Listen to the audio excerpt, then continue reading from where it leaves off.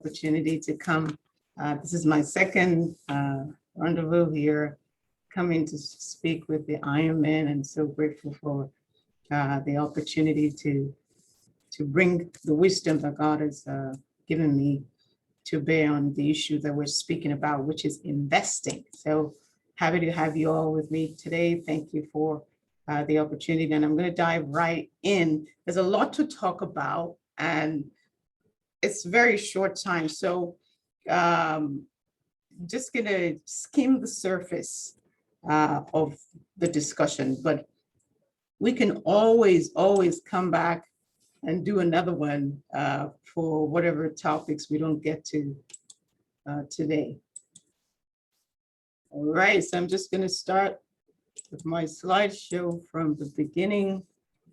And the topic today is smart investing, making wise decisions for today for maximum result. Making wise decisions today. I mean, there's a good way and a wrong way of doing something. There's a smart way and a not so smart way of doing something. And I've found over the years that nobody is really going to hold you by the hand and guide you on this financial journey. We're mostly left to ourselves to figure things out. And sometimes we discover too late that we didn't make the right decisions. And sometimes it costs us something. And that's why coming today to share with us some of these tips and secrets to investing wisely should go a long way to help us make smarter decisions regarding our money. All right, I'm going to just quickly read a disclaimer. As a financial coach, I serve as a guide. For all investment decisions, please consult with your financial advisor. So I serve as a guide. I give tips. I show you what's smart, what's not smart, but the ultimate decision is in your hands, and you have to speak with your financial advisor. All right, the topics we're going to talk about today, we're going to talk about DIY investing, do it yourself.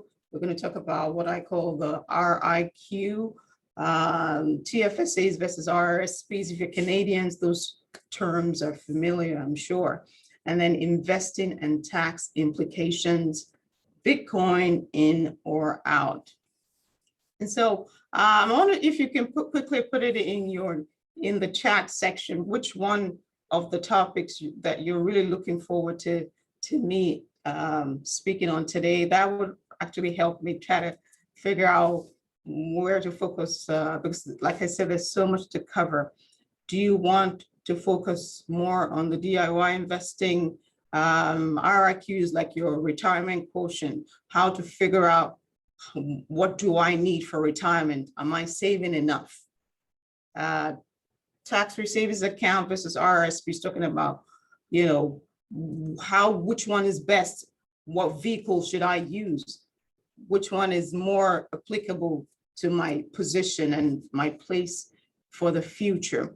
Investing and tax implications, Bitcoin in or out. So just type it in quickly in your chat box and let me know what you're looking forward to us tackling this morning. I'm going to look. Somebody says retirement, Bitcoin, DIY investing, and Bitcoin. Come on, let's hear the rest. Okay, somebody said everything. Okay, DIY investing, Bitcoin. All right, Bitcoin. Okay, so I see a lot of Bitcoin coming in. All right, I know there's a lot of interest around Bitcoin. So I'm just going to quickly just move through. I won't spend too much time on some areas so we can focus on others. Somebody said Bitcoin. All right, Bitcoin is coming in big time. All right, that kind of helps me focus. All right, so when we're talking about investing, how many of us are into self-managed investing, or how many of us are into actively managed? That means your money is with an investment firm or you're in a pension fund that's actively managed. So you don't control what your investments are going into or when they're traded in or out. It's with an advisor. It's with an investment firm. So that's what we're talking about, actively managed. Now, the things that I want you to focus here on are what fees are you paying? Very important. How much control do you have?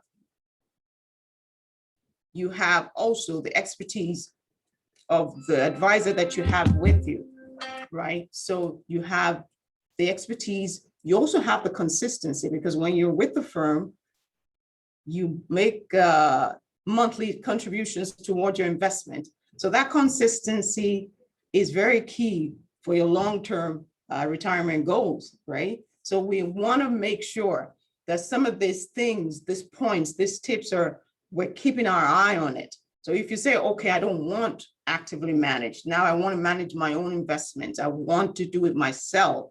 Now you're going to remember that you're losing the expertise of the actively managed investment. And sometimes the consistency, you also lose that, because I find that people might not be disciplined enough to put the money aside every month, as opposed to when they're under a firm, they feel the pressure to stick to the agreement that they've made, that, okay, I'm going to take this money every month and I'm going to set it aside to go into my investment. And so that's the difference. And then with the self-managed, you're in control. And the fees are lower or not. And what I've discovered with the fees depends on the platform that you go on. Some of the platforms, the fees vary, depends on the size of your portfolio. It also depends on how much trading you're doing, how much of buying and selling. Because if you're on a platform like, for instance, Qtrade or Questrade, for each time you buy a stock or a mutual fund, you will pay fees. And then that starts to add up.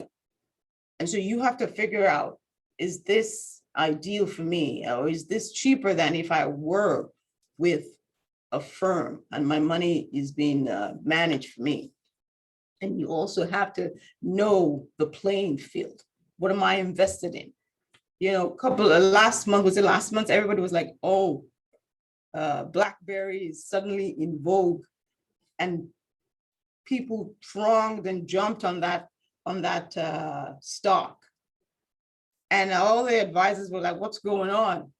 And then people were calling the advisor, please get me GameStop and get me BlackBerry. Like the world is coming to an end. You know, if you're in a self-managed DIY, I bet you're probably going to be tempted to go and get some of that. You want to get into some of that action. And most people ended up being burnt by it. And so the discipline to calm nerves, to stay the long course. So you're in it for the long term. You're not investing so that you can get quick gains in a day or in a month. The people who try to play the market, they end up losing. So you're in it for the long term. What are your goals? Am I investing for the future? Is this just a dummy account where I just want to play with my money? That's different. So you have to set your goals, what the investment is for. Is it for my retirement? And if that's the case, how do I want to be invested? Do I want to be invested for the long term? So you're looking 10, 20, 30 years for these investments, for them to grow, for them to be able to give you the retirement that you seek. Now, as I'm talking, please, if you have any questions about any of the points that I raised, and in the previous slide, I talked robo investing, that is also actively managed, but it's managed by an algorithm. So a computer system is what manages your investments. So you don't really have the opportunity to go sit in the office with an advisor and say, okay, this is what I'm thinking, or this is what I want to do. It's mostly the computer choosing the funds in your portfolio. And I've tried this and I found it very, very good. And the fees are way lower. I'm not telling you what to do, but I've tried it with Wealth Bar, which is also now CI bought over by CI Direct Investing, and they're pretty good. But like I said, you don't really have they choose for you whether you want to be conservative, whether you want to be aggressive, whether you want to, what kind of goals you have as well. And the fees are set based on how large your portfolio is. So the fees are usually less than 0.4% of your portfolio. And remember that the fees for your investments are based on a yearly basis. So you want to look and ask those questions. What are your fees? The fees for the firm that the advisor will charge you is separate from the fees that you pay on the funds that are in your portfolio. So the MER is what you pay for the funds that are in your portfolio. That is separate from what the financial advisor charges you.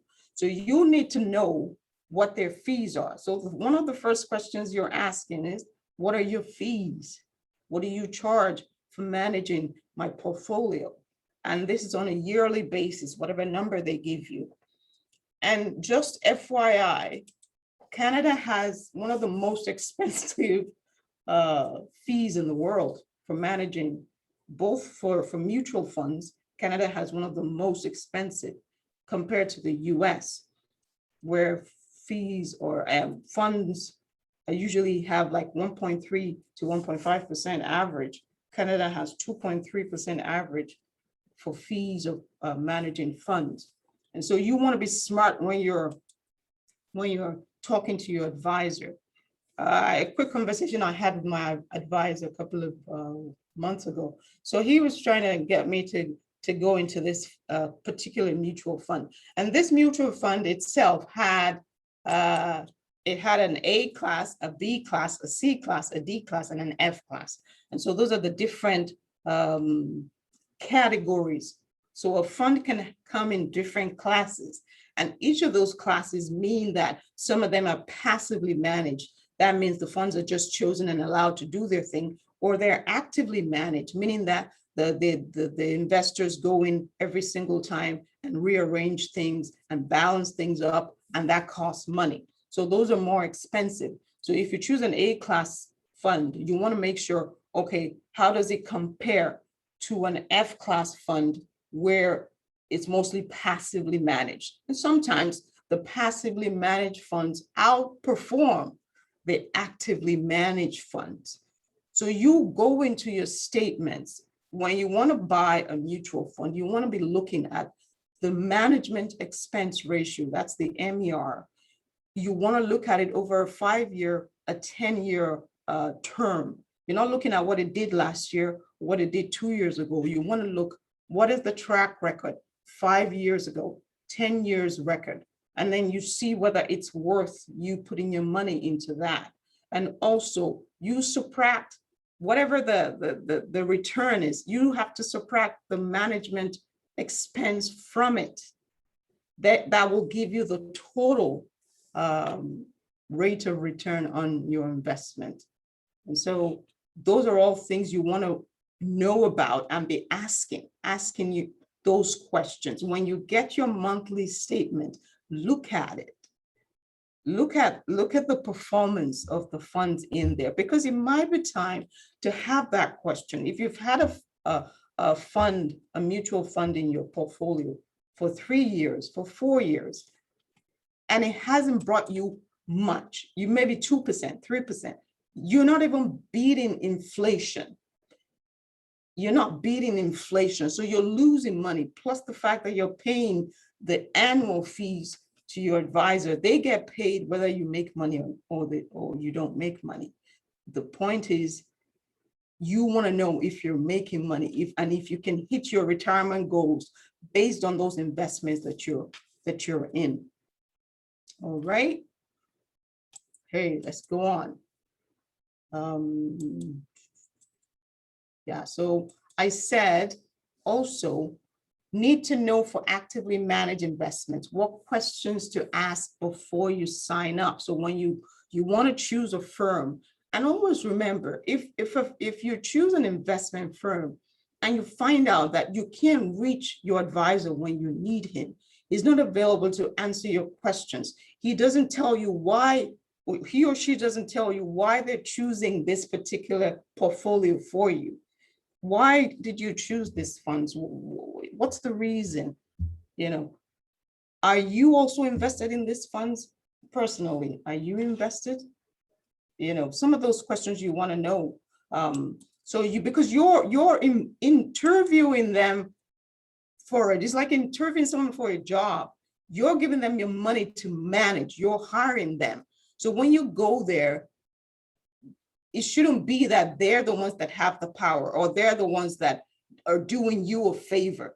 You're the one interviewing them to hire them. And so if they can impress you with their knowledge, with this sense of care, with attention to your needs, then yes, they might be a potential candidate for managing your money. And how quickly can they, the advisor that we just hired, we asked him, I said, when I need you, when I need to reach you, how quickly can you respond? And he said, okay, 24-hour turnover, I can get back to you within 24 hours. So he can either email me, respond to my question, or call me in response to my question, right? So you want that. You want to be able to know that this advisor has my best interest. And you also have to remember that they cater more towards the high value clients because that's where most of their money comes from, if they're paid a commission. And so they will give more of their time to the clients that have the huge portfolios. And sometimes I always say, if you're just starting out in investing, you might want to start with the robo-advisor where you know your money can grow without that much fees, and it's just there doing its thing. And then when you have a big enough portfolio, you can move on to the actively managed bigger investment firms, because then I think they pay more attention, they give you more value for your money. And also, just moving quickly here, I said choose your platform. If you're doing self-managed, we have the Q-Trade, very good. We have Questrade, very good. I've tried all of them and I can recommend them to anyone. CI Direct Investing, also very good platforms for you if you want to dabble into. And sometimes you can have a mix of both. You can have actively managed. So some of your monies is with an investment firm, and some of your monies is also in a DIY, trading platform where you just want to manage some of that yourself, like your Tfsas. You can put that in a self-managed investment, so you can just track, what the money is doing. If you want to buy a particular stock that you feel is a good buy, you don't have to call your advisor. You can just do that on your own if you have the skill and the time and the interest to do self-managed investing. And I said, determine your risk tolerance. When you start to do DIY investing, that's when you know what your real risk tolerance is. For me, I found that, when I was with an advisor, I always said my risk tolerance was, conservative. But when I started to do my own investing, then I found out that, I actually had a higher risk tolerance than I actually thought I had previously. So I was willing to take some risks for better returns than I originally thought. And so sometimes that gives you the experience when you've had time to buy and sell stock for yourself. You know that, okay, and the thing is, like I said, you have to have nerves of steel. What is your long-term goal? What is your goal? Is it long-term or short-term? If you have a corporation, I'm going to talk about that later, and you want to invest under your corporation, under that umbrella, you can do a little bit of short-term trading because you're looking for quick gains. But if you are, for your retirement investments, you want to play it safer. Those are not the type of investments that you put into Bitcoin or you put into, other types of cryptocurrencies, or you go into copper or some of those more volatile stocks. You want to be more conservative because this is money from your retirement. You want growth, but you don't want to risk your money. And I said, beware of the tendency toward overconfidence. When you start to self-manage and to buy your own investments, you find that sometimes if you bought the first investment and it's doing so well, sometimes a tendency comes to think, oh, I can do this. I'm good at this. And then you find that eventually you're going to get burnt. And so you want to go slow. You want to be very, very careful about what you buy in terms of what you put in your portfolio. You want to do your homework, know what it is that you're buying. If someone asks you what's in your portfolio, you can tell them, this is what I have. It's a large cap stock. It's it's good for investing. I have this in international. I have this in Canadian, and I have this in bonds, and I have this in equities. So you want to have a varied knowledge of the market and how it works. And so that's why I'm saying that DIY is not for everyone. You have to know what you're capable of and start to grow from there. But don't be scared to try out. Like I said, I told my advisor, I said, okay, you take care of this aspect. I want to dabble into a little bit of DIY. So I'm going to do my own on this side. You keep doing your own on the other side. And so on both, he knows what I'm doing on the DIY side. So he says, okay, if I have a fund or a stock on the DIY side, then I tell him, okay, don't buy that on the actively managed side. Or I say, oh, I like this. I found out it's doing well. Put it in my investment, in my retirement portfolio. And so we play off of each other that way. And that's why I say communication with your financial advisor is very key. All right, so here we're just going to compare the differences. Like I said, it's managed by an advisor or a money manager. That's your retirement investment, or it's in a pension fund. And by the way, Canadian pension funds are one of the best performing in the world. So if you're in a pension program through your work, I think you're mostly in good hands. But you still want to keep an eye on, what's in there. What is it invested in? Can I add some more? Can I take some more out? Whatever it is, how much of this will I have for my retirement? What's the number when I get to retirement? So that if you need, for instance, if you join the firm or the company at a later age and you find that the contribution that they're asking you to put in there will not meet or be sufficient for your retirement, then you might want to up on your contribution, or you might want to say, okay, I'm going to have another investment with some other firm while my pension fund is growing. I still have another investment as well. So that you're not just banking on the pension fund and it ends up not being enough to meet your retirement goals. We already talked about fees. You have to be aware of what fees you're paying. If your advisor is based on commission, then every time they buy a particular type of fund, they get a commission. So now, are they putting you in that fund because they want to get a commission, or are they putting you in that fund because it's the best thing for you? So you want to be able to ask those questions. And talked about the higher expense ratios for actively managed. For passively managed, we talked about the fact that usually the index funds track the performance of a segment of the stock market. So if a fund is passive, means a no load fund, there is no fee attached to it, right? There's no load fee. It's because it's already set to track an index. So it's programmed to do what it's supposed to do, right? So you can buy those types of, and by the way, the ETFs are a good category, much cheaper than a mutual fund. So if you're looking at ETFs, it's a good category. And it has the capacity to track what's going on in the broader market. So you want to look into those, the no load funds. If you're in DIY investing, look at no load funds and less risk, lower expenses than individual stocks. So you want to look at ETFs before you look at stocks.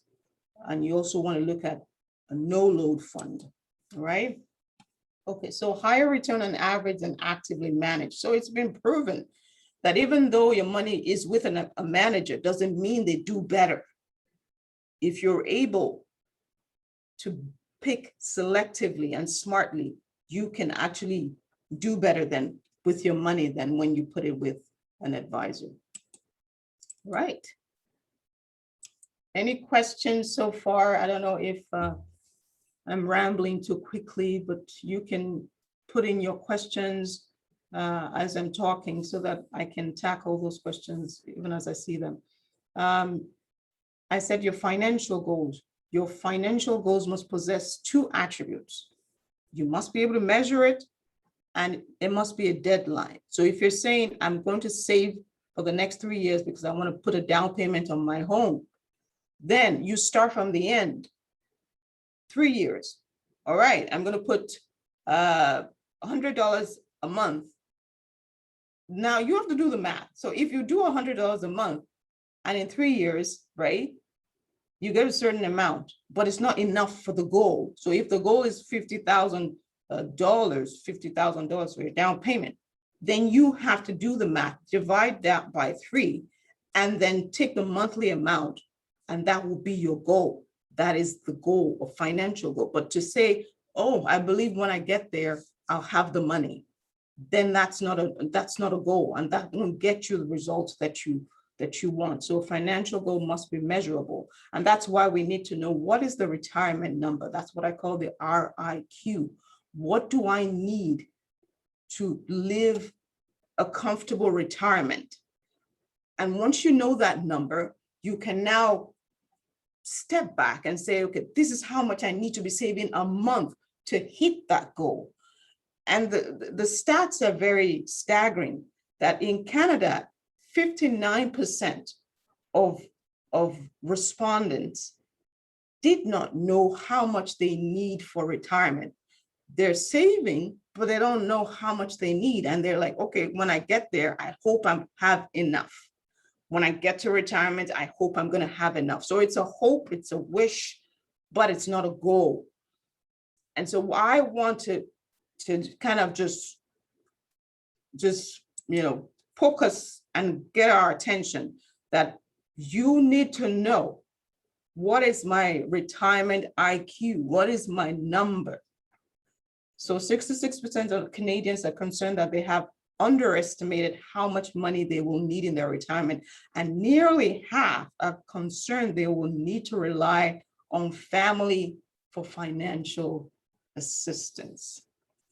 Now, we don't want to be in that category, right? So I talked about the RIQ, Retire Inspired Quotient. Now, this was a term that was coined by a guy named Chris Hogan. You can look him up on Chris Hogan 360. But for the Canadian context, I love the Sun Life resource tool, and I put the link up there. But it's a tool that helps you calculate how much you're going to need in retirement. So you can go onto the Sun Life website, under investments, under retirement investments, you would see a calculator. It's called a retirement savings calculator. A lot of websites have it, but a lot of them are vague, and some of them they're not as sensitive as others. This one is quite sensitive. It asks you all the right questions. It asks you what you're saving now. It asks you how much you're going to need when you retire. What's your yearly income that you think will be sufficient when you retire? Most people, by that time, they probably paid off their home. They're not paying for a car. So usually they're just paying a couple of other bills. So their monthly expenses are lower. And so your annual income, let's say your annual income now is 100,000 or 80,000. By the time you retire, are you going to retire, and still be wanting to live on 100,000 a year? Or are you gonna, kind of want to retire and be living on 60 or 50,000 a year? But the calculator will help you determine what your retirement number is. And once you know that, then you can say, this is how much I need to be saving a month right now, because the calculator will tell you. So if you need to be saving 3,000 a month now to be able to hit your retirement goals, that's how you step back and set those financial goals, so that we don't say we're praying. A lot of times, especially with church folk, we find that we use our faith wrongly. We say, oh, God will help me get there. God will help you get there, but God also wants us to be properly educated on how things work. If you remember the story in Matthew, I've shared that before about the story of the talents, how God gave them, each of them, certain talents in accordance with their ability. And so he gave one, he gave one 3, he gave one 5. And he went away, and he said, the Bible says he came back after a long time. So let's say that's your retirement time. And God came back and said, okay, this is the time you've had to work all these years, and I expect that you will have made a return when I come back. And so when you get to retirement, God says, okay, what did you do? Okay, I doubled my resources, I doubled my investments, and this is what I have for retirement. And God says, good. And the other person says, oh, I also doubled my based on my capability, I doubled the 3 that you gave me. And then there was the other guy who did nothing. And what the Bible said, God rebuked him strongly, that you are a wicked man. Why? Because it said you've lost all this opportunity. God saw it as wicked that he gave us all this opportunity and we lost that opportunity, because time value of money talks about opportunity. You start saving a little here, every day consistently. And then when you get to retirement, you have what you need for retirement. And, it's gone are the days when we had our parents' kind of mentality, and we thought they raised us to say, okay, when I'm old, you're going to take care of me. The children of nowadays don't have that same mentality. They expect you to have your act together and not want to depend on them when they're grown. They expect that you will have made wise decisions today so that you can take care of your retirement. All right. So please take care of that. If you want that link after the program, we can talk about it. But you can always go to Sun Life, their website, and you see the retirement calculator right there. All right. Well, I think we're doing well with time. Now I'm going to talk about RRSP versus TFSAs. Here, I want to get your feedback. Which one are you using right now, or are you using both? Remember that they're two very different vehicles, and each of them have a very important role to play. And so you want to make sure that you're using both. That's my advice, is to make sure that you're using both. All right. I said the RRSP, you invest pre-tax employment income. Even if you're in a pension fund, your money is coming out, and that portion is taken out before the taxes, right? So, but if you are in an individual RRSP, that means you're the one doing your own RRSP. Maybe you're in a bank, you're going with a bank or going with an investment firm. You put that money in. Now, when you file your taxes at the end of the year, that money is credited to you. That tax is credited. That money is credited to you as being pre-tax. That's why you get a tax credit for that money that you put in during the year, as long as you don't go over your limit.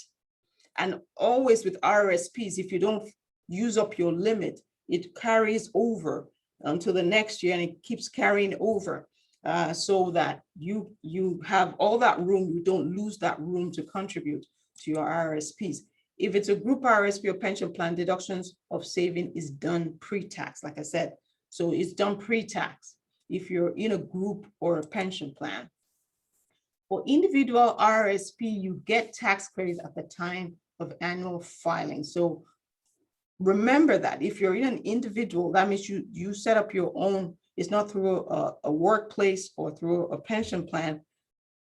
Whatever you put in, you get the tax credit when you file your taxes.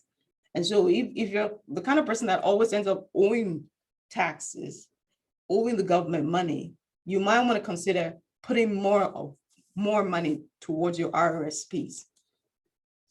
And then once you get your notice of assessment from the government, it will show you how much contribution room you have. So you're not trying to figure that out in your head. The CRA does that for you. They tell you how much room you have, how much contribution room you have, so that you're not getting into penalty if you over contribute to your RRSP. And then your savings are taxed on withdrawal. So when you retire and you start to take money out of an RRSP, that's when the taxes will now hit you. And that's where we talk about the tax implication of both of them, where that will fit in. So with Tfsa, it's coming from money that's already been taxed. So you don't get a tax credit for it. It's money that you got your salary or your income, you've paid your taxes, and then out of that money that's left to you, you decide, okay, I want to save some money for my retirement or for whatever your goal is, and then you save it in a Tfsa. So that's the difference. This one is pre-tax, this one is post-tax. Tfsa's maximum for 2021 is $6,000 for the year. And also this one also can roll over. So contribution rooms can be rolled over. So if you don't use up that 6,000, if you're not able to contribute 6,000 this year, you can carry over whatever room you have to the next year and the next year and the next year. Contribution room starts accumulating from the 2009 or from the year you turn 18. So that's another thing. Once you have a young adult who's turned 18, you can start to open up a Tfsa and just say, okay, just chuck away a little bit on $100 here, $50 there on a monthly basis. And by the time they're ready, to start out in life, they have a little chunk of savings to get them started. So that's a good idea if you have someone who's over 18. All right. And then savings withdrawals are tax-free. So remember that when you retire and you want to take this money, the CRA is not going to ask for a bit of it. They're not going to take any part of it. It's all yours because when you put it in, it was post-tax. Okay. Right. So now I'm talking about the tax implications, right? So pre-tax employment, I'm going to put it all up so that we can see the difference. I'm going to show you the difference in taxes between the RRSP and the Tfsa. So here is somebody who made 6,000, two people who made 6,000. This one, it's in an RRSP, so he has to pay, he doesn't have to pay the tax now. Like I said, it's pre-tax.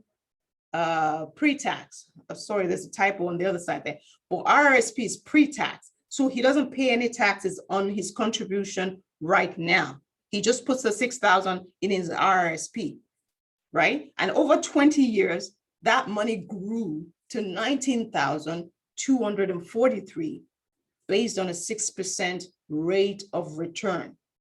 Now, when he's retired and he says, I want to take my money out, he's going to pay based on his tax bracket. Let's say now he's become a successful man and he's made a lot of money, and now his tax bracket is 45%. And that's also dependent on your province, for instance. But if you earn over a certain amount, you will fall into the 45% tax bracket. But we're just using that as an example. So then he has to pay $8,659 to take that money out. And so what does he get at the end of the day? He has $10,584 as his take home.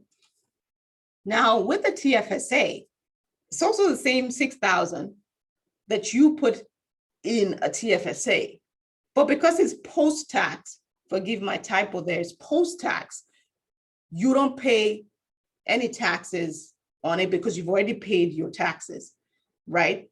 So that tax that you paid was 1,800, right?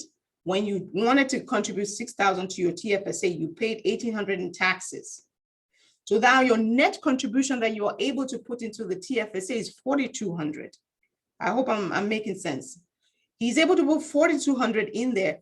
The RRSP guy is able to put 6,000 in his.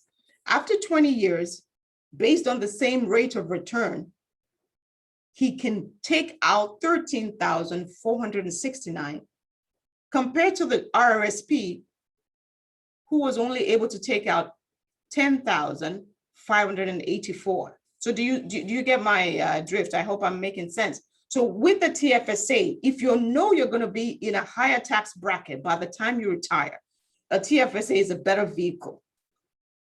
But if you know that you're going to be, in a lower tax bracket, then the RRSP actually makes sense. So you have to weigh both of them to see which one works, or you can do both. So you have some on this hand and have some on that end. Or if you're a couple, the person with the lower income can put money in an RRSP, and the person with the higher income can put their savings in a TFSA. Does that make sense?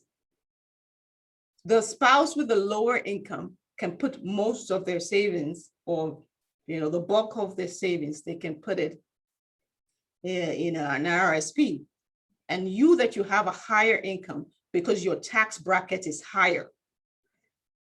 Because when you come to take that money out, the CRA is going to slap you with more taxes. You want to be in a TFSA that way. So I hope that makes sense. All right. What's the difference between my RRSP and company pension plan? Your company pension plan is also an RRSP, but it's called a pension plan because it was set up by your company. So you put money in, but it's controlled by the pension fund set up by your company.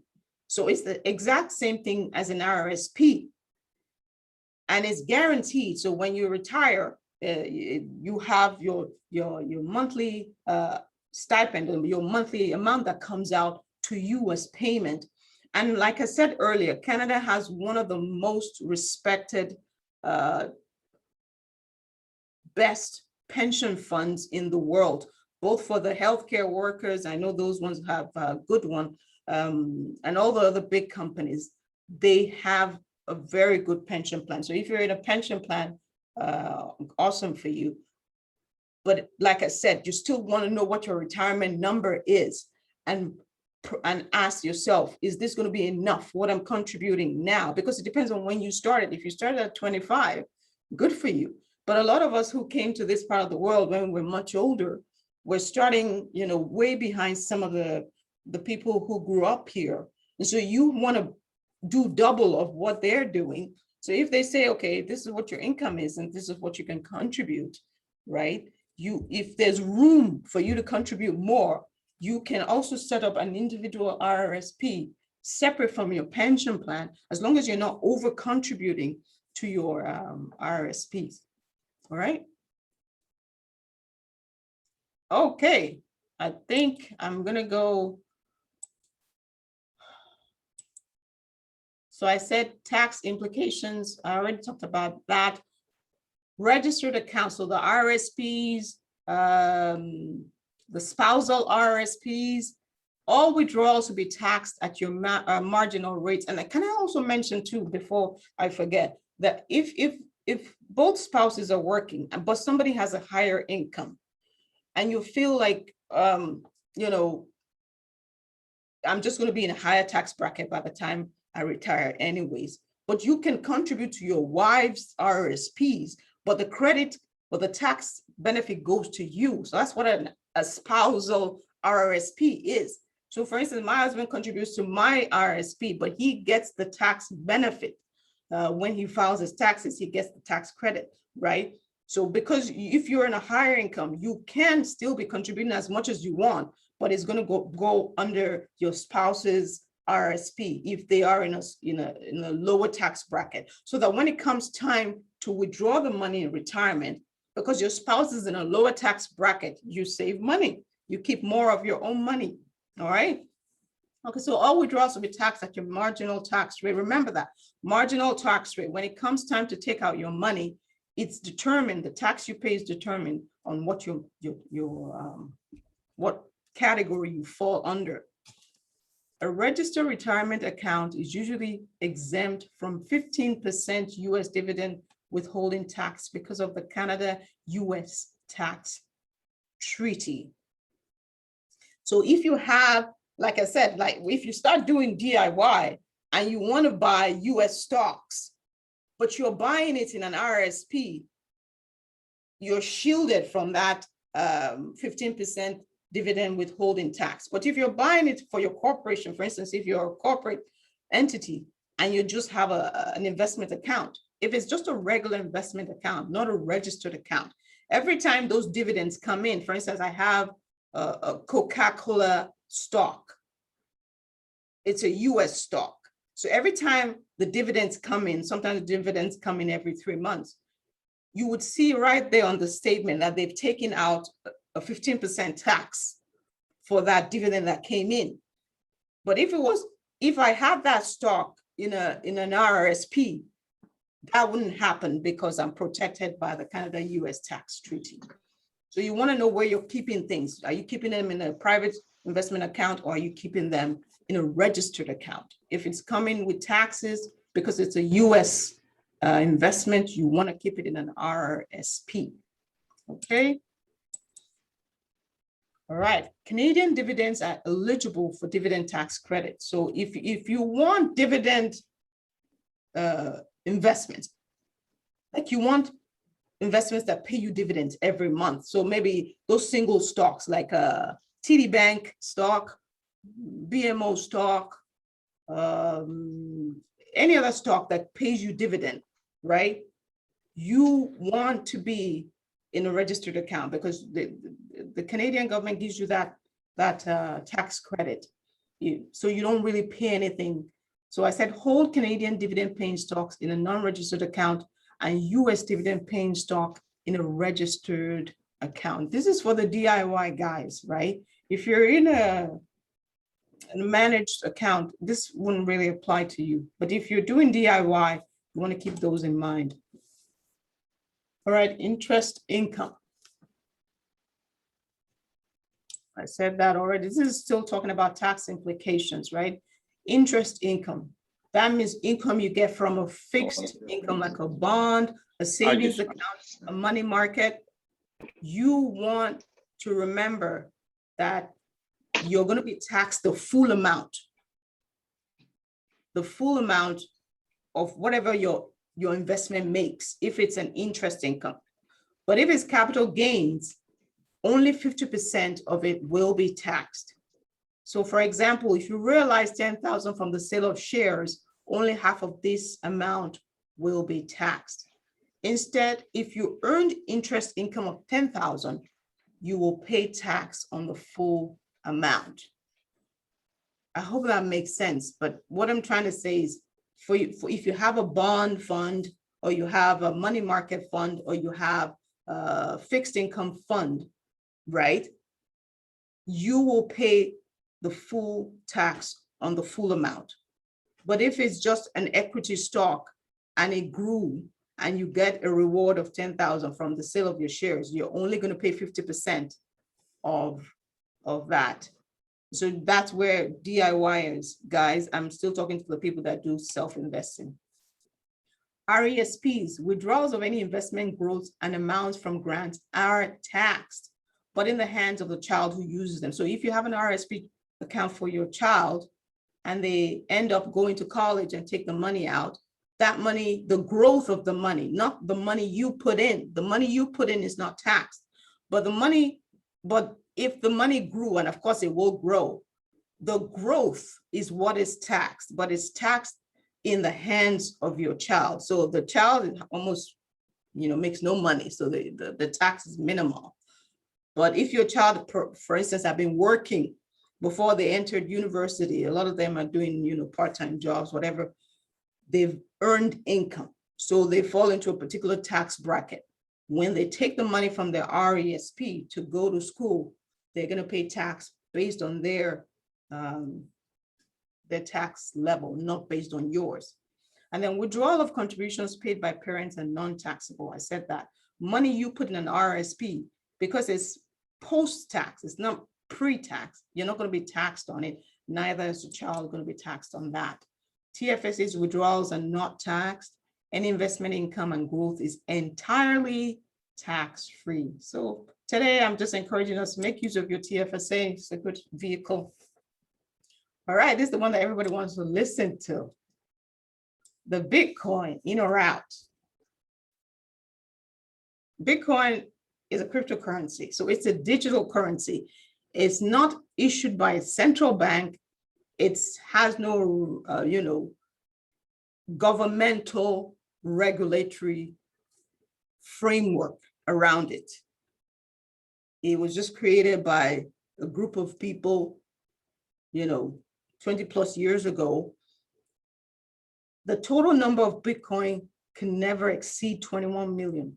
So that it's already set in the software that once we hit 21 million Bitcoin, and we're going to hit that limit, they're estimating by 2140. Is that 140 years from now, somewhere there? So there is a finite amount of Bitcoin available. It might not be in my lifetime, but it's a finite amount. And so the whole understanding of cryptocurrency, you have to understand it's a digital currency. It's peer-to-peer, so people can pay for services or goods peer-to-peer, right? So understand that.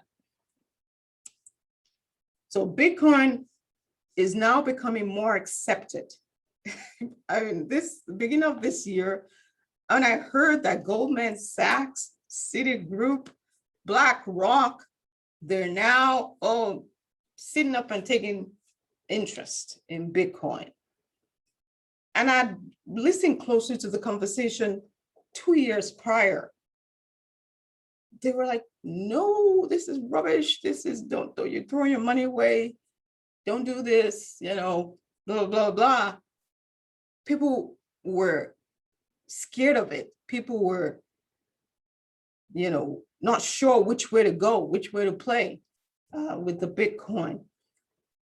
But now they're getting on board. Now a lot of people are saying, okay, we can keep our reserve money in Bitcoin instead of gold, right? So instead of gold, a lot of these big institutions are now keeping a reserve amount of their resources in Bitcoin.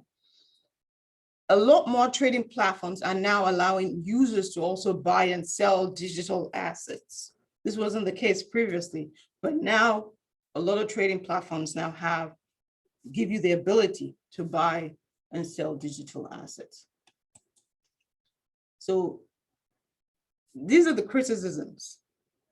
A lot of hackers, when companies and institutions get hacked, the hackers say, pay us in Bitcoin. So there's a lot of illegal transaction that has gone on with Bitcoin. And so some people are very hesitant about that. They don't like that. Bitcoin mining uses large amounts of electricity. I just heard last week, they said 4% of the world's electricity is being used by Bitcoin mining. 4% of the world's electricity. So it's using up a lot of our energy resources. And there's a huge price volatility. So you're going from today is 68, tomorrow is 50, next tomorrow is 55.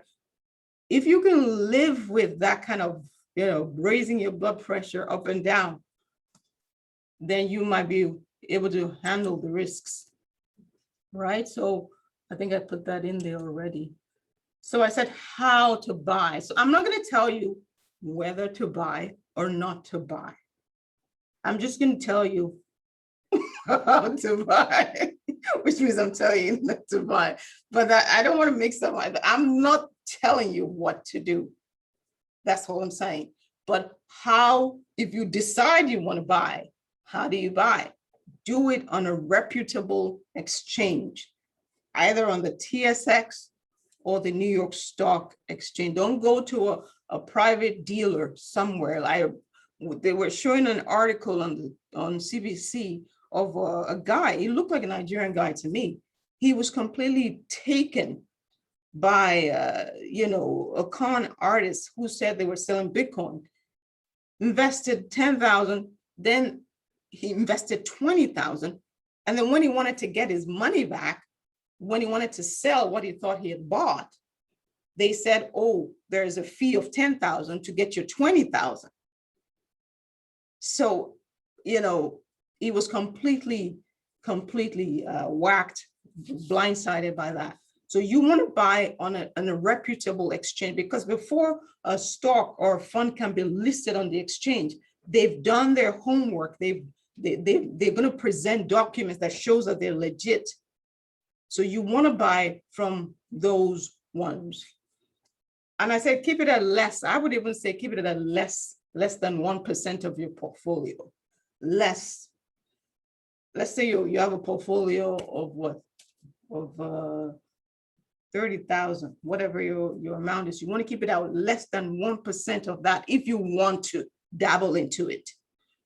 I've dabbled into it. I'm going to be honest, because I like I said, my risk tolerance is a little higher than some other people. So I said, okay, I want a bit of this action too. So I bought very little, enough that and I look at my trading platform every day. Some days is like negative 30%. Some days is positive 20%. So if you can live with that, but my goal when I bought it was, okay, I'm going to hold this for the long term. I'm not trading. I'm not doing day trading, because if you're doing day trading, that I'm completely opposed to, because you're going to lose your money. And if this is your retirement savings, you don't want to fool around with it. If you have free money to just play with, some people do, you can play around with it. But if this is your retirement income, you don't want to fool around with it. And so I would say just safe enough that you want to be in the game, but you don't want to lose. If it happens that tomorrow the whole thing crashes and they were like, this was a huge mistake, then you haven't lost anything that's going to keep you up at night. But I would say, if you want to dabble into it, if you want to do a little bit, just be sure of the funds you're buying. Purpose investment firm just released their first Bitcoin ETF. So now you have the Bitcoin funds, you have the Bitcoin ETFs that you can take a look at if you want to go in that direction. And then you want a time when you buy it, because like I said, it's going up and down, going up or down. It's like a roller coaster. So if you're fine with all that gyration, but like I said, the key with self-investing, DIY investing, is remember you're in it for the long term. This is a 10-year, 20-year, 30-year investment. So if it goes down today, you're not going to say, oh, this is disaster, I'm going to sell it. Just leave it there. Let it do what it does. Let it go up, go down, go up, go down, whatever. The people that bought it 5 years ago, they're still in a profitable position. The people that bought it 15 years ago, they're in a very profitable position, right? So who knows what it would do 10 years from now, 20 years from now. I mean, it seems like I'm advocating for it, but I'm not. But I'm just saying that you make up your own mind. But I think, because what convinced me was when the institutional investors started getting in, and now they say they're the ones buying up most of the Bitcoin available. The institutions, the pension funds, the big banks, they're now getting in on the action. And that was, for me, what kind of tipped me over to just say, okay, I'm going to do a little bit, enough so that your comfort level for your comfort level. All right, I think that's it. Questions? So finally, I said tips on financial advisors. Pick the best person for the job. Always know what your money is doing. Don't second guess your advisor. You're paying them a fee for what they do. A fair test phase for a new advisor is 3 years. So if you keep your money with an advisor, in 3 years, you go back. Like I've fired 2 advisors within the space of 6 years. Yeah, because I'm looking at it and I'm like, what's happening here? You know, I can't see any movement. The only thing I see happening is your fees are coming out, but my money is doing nothing. It's not even beating inflation. I'm not saying there will not be down years. There's possible that can happen, but you want to keep an eye and know what your money is doing. Advisors are most helpful to you starting about 10 years before you retire. Like I said, once you've grown your money up to a certain amount, you will definitely need an advisor because you want to know, okay, how do I place my assets so that my tax, whatever, the government doesn't come after you or take a chunk of your savings. Hallelujah. So, all right, I've come to the end of this session and I thank you for listening. Please go ahead and ask questions. You can follow me on my Instagram. I post little nuggets there. So also starting a YouTube channel starting next week. So a lot of topics I'm going to cover on that channel, just talking about things that people care about and their money and how to make it work best for them. Thank you all so much. Appreciate you listening. And I'm going to wait for your questions. Well, thank you very much, guys. So let's get our questions ready. There's one in the chat, but thank you, honey, for that wonderful presentation. I have to. Okay, I see some questions here. Some questions there. Okay, just give me a minute. So, I was just going to tell the folks that this is so important because the Bible says in Proverbs 24, verse 3, it says, through wisdom, a house is built, and by understanding, it's established. By knowledge, the rooms are filled with all precious and pleasant riches. So understanding and wisdom and knowledge are key. It's not the hustle really, but you want to make sure that your money is working for you and not against you, and you're not losing money in the wrong places. So I really appreciate this presentation. I have a question in the chat before we go on to next questions. Somebody said, hi, what happens to my contributions? What happens to my contributions to a different provider in my previous job? Can I align it with my current provider? Yeah, you can do a rollover, what is called a rollover. You don't cash it out because once you cash it out, you're going to pay a huge penalty plus your tax bracket. So there's a paperwork you fill out with your new employer that says you want to roll over your investment with your old employer to your new employer. And a lot of people, you have investments everywhere based on all the different places you've worked. That is not a good way to keep an eye on your investments. You want to make sure you consolidate, have everything where you can pay good attention to it. So you can just roll it over. Okay, thank you. If you want to ask a question, you can please use the hand signal, raise your hand, type a question, or you can actually just unmute yourself and say something. All right, somebody says, what is driving the fluctuation in Bitcoin prices? It's just the nature of what it is. It's an unknown quantity, right? Like I said, it's not regulated by a central bank. It's not regulated really by a particular investment company. It's just there. The software has been set since the time it was created. I mean, obviously, each Bitcoin that is mined has to be put into the system. And there's a way that they have safeguards so that they know exactly what's in the system. But it's just very volatile.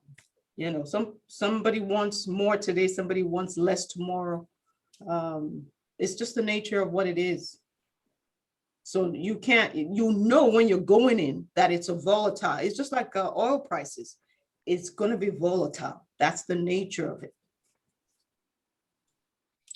Okay, I have a question, and I know you kind of touched on this in your presentation, but so what do you tell the person who is starting late, somebody who's heard you today and says, you know what, I'm in my 40s, getting closer to 50 or my 50s.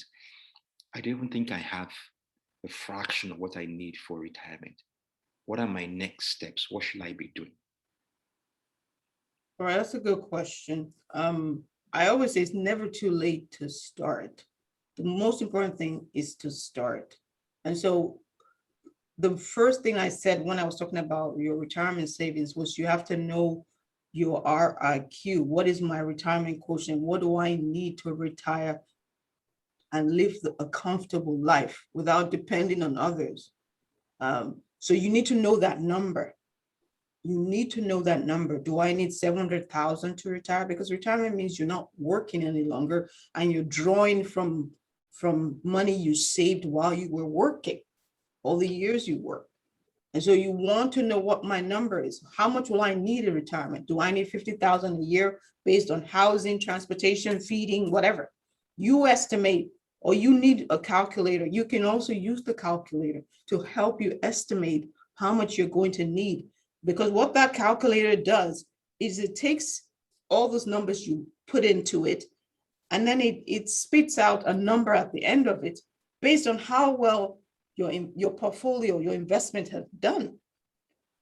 So if your investment have returned 6% on the average over 20 years, your money will have grown by so much. And so when it comes to retirement, this is how much you will have. And so you want to know what can I estimate that I will need in retirement? And once you know that number, then you now step back and say, what do I need to be saving now, right now? So if you're starting late, that means you're going to contribute, a little bit more than someone who started at 25. And that compounding is so key. 1 year later than somebody else, and the difference can be huge for how much you get at the end of the day. So don't waste one more day. Just start right where you are and start to chuck away at it. Thank you very much. I have a question here from someone. So this person says, this may have been addressed already as I came in late. What are some fundamental things that a young adult should know about money management? Meaning, if they had no clue on retirement funds, investing, and the like, where should they start? That's a good one too.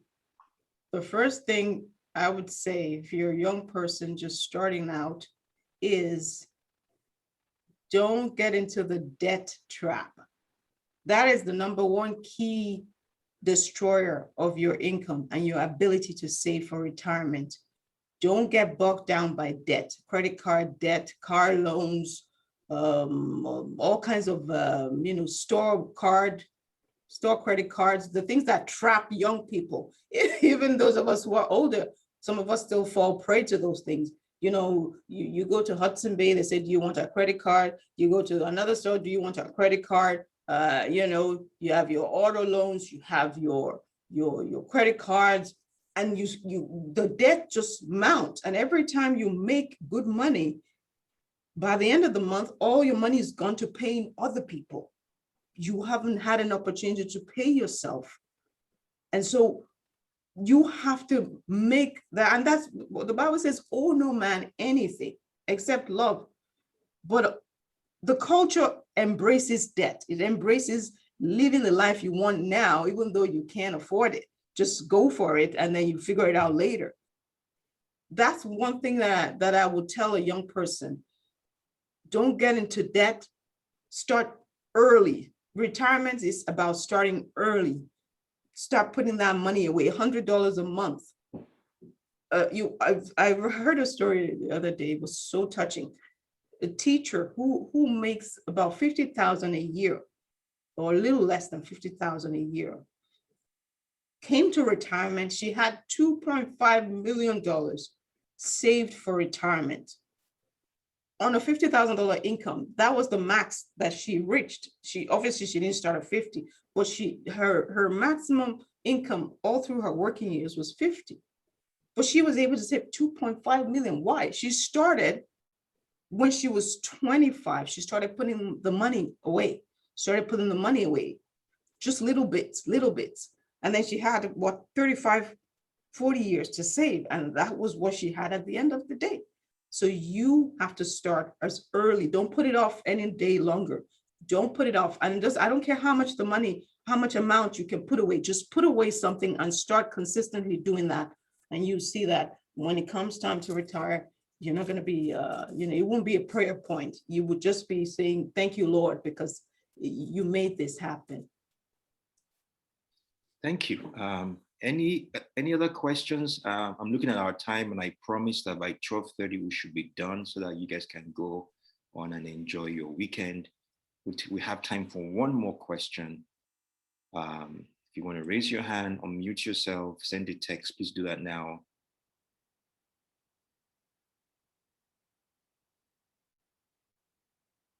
Okay, well, I don't think there's any more questions. Okay, there's somebody just made a comment. I'll just read. It's a lengthy comment. I'll just read through it. So this person says, you mentioned that the younger generation of today don't have the same mentality as their parents, meaning the parents expect that their children will take care of them financially. How can a young person have that conversation with their parents on this so that the young adult doesn't feel the pressure of having to support themselves and their parents financially, especially when the parents did not plan well for their retirement and are depending on their child's thinking, the child will send them money? Yeah, it's a tough place to be. Yeah, it's kind of tricky, isn't it? Yeah, it's tricky, but your parents are your parents, and God expects us to honor and take care of our parents and be there for them when they need us. So that part does not change, whether it doesn't matter what generation you're in, right? That part doesn't change. But now, if you have a situation where your parents are needing you to finance their retirement, I would say set boundaries. Set boundaries. So, mommy, daddy, I love you. This is how much I'm able to give. And you have to do that budget. You have to know, okay, my family comes first. Your wife, your children, your husband, your children, they come first because that's the way God set it up. You will leave your father and mother, you will cleave, you will form a family unit. So you take care of the family first. Once you've done that, now are you able to help your parents? Now, to what extent can you help them? You let them know, mommy, dad, this is what I'm able to do. Now they might say, oh, that's not enough. You should be able to do more. That's where you now have to draw that line and that boundary that, no, I'm not able to do this much as you want me at this point. If something changes or my income increases, then I will help to the tune that I can. So that boundary has to be set in place. And I know back in our culture, there's a lot of, you get a lot of attacks when you try to set boundaries. You get a lot of pushback when you try to set boundaries. But that's the way it is. You have to set those boundaries because you cannot do harm to yourself and your family just so you can take care of your parents who didn't plan well. But you cannot also, ignore your parents when they need you. So you need to know to what extent you can be there for them and let them know, I'm doing my best. This is what I have. And if they have other children, you can all pitch in and help. But if you're the only one, then God help you. That's all I can say to that. All right, I think we have a lot coming in now. I just thank you. People just say thank you. Somebody said, do you have a website or business links? It's right here. I think it's right on the screen. I think I put, yeah, it's right there. My website is www.adusconsulting.com. My Instagram handle is Lola Oyebola, and I'm just like I said, I'm starting the YouTube channel this week. Just getting that set up, just so I can tackle more questions as they come. Well, thank you all. Thank you so much. Well, thank you very much. Thank you very much, honey. Appreciate the time, the effort. And I'm sure everybody here has learned something. So guys, it's not too late. Wherever stage you are in life, start making those plans. Start planning towards retirement. If you have any questions, please, you can send an email to her or go to our website. Obviously, for more detailed consultations, you have to pay for that. You have to talk to me so I can negotiate the price with you too. Just kidding. But I'm glad, I'm so happy you guys came in and spent your afternoon with us. God bless you. Is Coach Anekan here? And Jide, nice to see Jide on the platform all the way from Nigeria. That's my wife's younger brother. I know you don't want me to say shout out to you, but I just said hi. Coach, are you still on? Coach Anekan? No? Yes, I am. I actually have too many gadgets. Open. Coach, would you, nice Yes, sir. Would you be able to close us up in prayer, sir? Good afternoon. Let me hold on.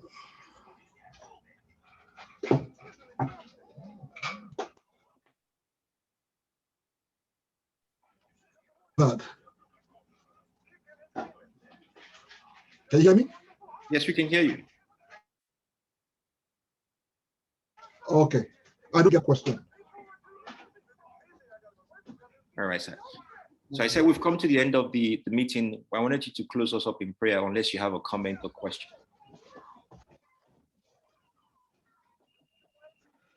Oh, okay. Now, this is always a topic that you can never exhaust. So, Pastor Lola, be aware you're going to come back again and again and again when it comes to money matters. That's the only. But I want to say thank you very much. Thank you. You have really brought a lot of light into this. Even though we've not covered a lot of us who are calling it from Nigeria and outside Canada, but I'm sure that what we have